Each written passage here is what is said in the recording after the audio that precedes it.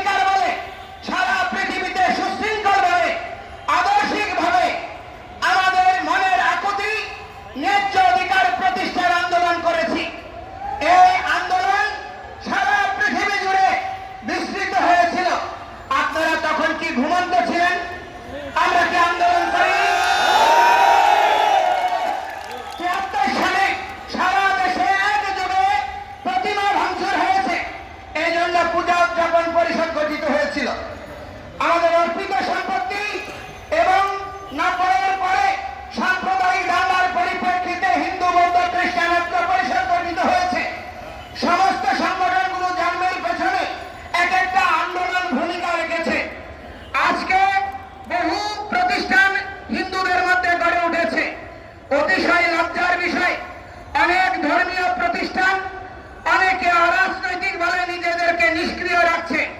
আমি তাদেরকে প্রশ্ন করতে চাই, কোনটা রাজনীতি? সনাতন ধর্মই বিশ্ব রাজনীতি শিখিয়েছে। এখনো আধুনিক রাষ্ট্রবিজ্ঞানের জনক বলা যায় এই কৌটিল্যের অর্থশাস্ত্রের প্রবক্তা চাণক্যদেবকে। সারা পৃথিবীতে রাষ্ট্রবিজ্ঞান শিখিয়েছে, এখনো বিশ্বের রাষ্ট্রবিজ্ঞান চাণক্যের আধুনিক রাষ্ট্র ব্যবস্থাপনার বাইরে আসতে পারেনি। এখনো মুদ্রা ব্যবস্থা এই তার প্রভাব রয়ে গিয়েছে। সেই চাণক্য থেকে শুরু করে প্রতিত দশা সমস্ত সন্তরা, মনীষীরা, রাজর্ষীরা রাজনীতি করেছে। রাজনীতি মানে হচ্ছে উত্তম নীতি। কিন্তু আজকে দুর্ভাগ্যের বিষয়, আমাদের বাংলাদেশের রাজনীতির নামে শুধুমাত্র ক্ষমতা দখল, অর্থ লোপাট এবং জনসাধারণকে শোষণ করা ছাড়া আর ভালো কিছু আমরা গত 53 বছরে পাইনি। একটা জিনিস মনে রাখবেন, এই পরিণতি খুব ভালো দিকে যাচ্ছে না। আমরা একটি অসাম্প্রদায়িক বাংলাদেশের স্বপ্ন দেখার জন্য দেশ স্বাধীন করেছিলাম। সমস্ত হিন্দু, বৌদ্ধ, খ্রিস্টান, মুসলমান, সমস্ত উপজাতি সবার অংশগ্রহণে 30 লক্ষ শহীদের রক্তের বিনিময়ে 2 লক্ষ নির্যাতিতের আত্মবলিদানে এই বাংলাদেশ স্বাধীন হয়েছে। 4টা মূলনীতিকে আধার করে গণতন্ত্র, সমাজতন্ত্র, ধর্ম নিরপেক্ষতা এবং জাতীয়তাবাদ। অতিশয় দুর্ভাগ্যের বিষয়, দীর্ঘ সময় ধর্ম নিরপেক্ষতাকে নির্বাসনে পাঠানো হয়েছে। অজুহাত দেখানো হয়েছে যে ধর্ম নিরপেক্ষতা মানে ধর্মহীনতা, ধর্ম নিরপেক্ষতা মানে প্রতিটি ধর্মের সহাবস্থান নিশ্চিত করা। এই সত্যটি অনুধাবন করতে না পারার জন্য কেউ এইটি নির্বাসনে নেওয়ার প্রচেষ্টা করেনি। এটি বুদ্ধিদীপ্ত একটি প্রচারণা। বাংলাদেশের তথাকথিত সুশীল সমাজ, তথাকথিত জ্ঞানীরা এবং তথাকথিত কিছু মিডিয়ার যৌথ প্রচারণায় ধর্ম নিরপেক্ষতাকে ধর্মহীনতা হিসেবে উপস্থাপনের প্রচেষ্টা হয়েছে, যার ফলশ্রুতিতে আজকে বাংলাদেশ স্বাধীনতার পরে 53 বছর হয়ে গিয়েছে, বাঙালি জাতি একটি আদর্শিক ইতিহাস তৈরি করতে পারেনি। বাঙালি জাতি একটি প্ল্যাটফর্ম তৈরি করতে পারেনি। বাঙালি জাতি জাতীয়তাবোধকে বিকশিত করার জন্য একটা সুষ্ঠু পদক্ষেপ গ্রহণ করতে পারেনি। এটি আমাদের জন্য লজ্জার, ভবিষ্যৎ প্রজন্মের জন্য আতঙ্কের। এই জন্য এই আতঙ্কের নিরসন হওয়া জরুরি।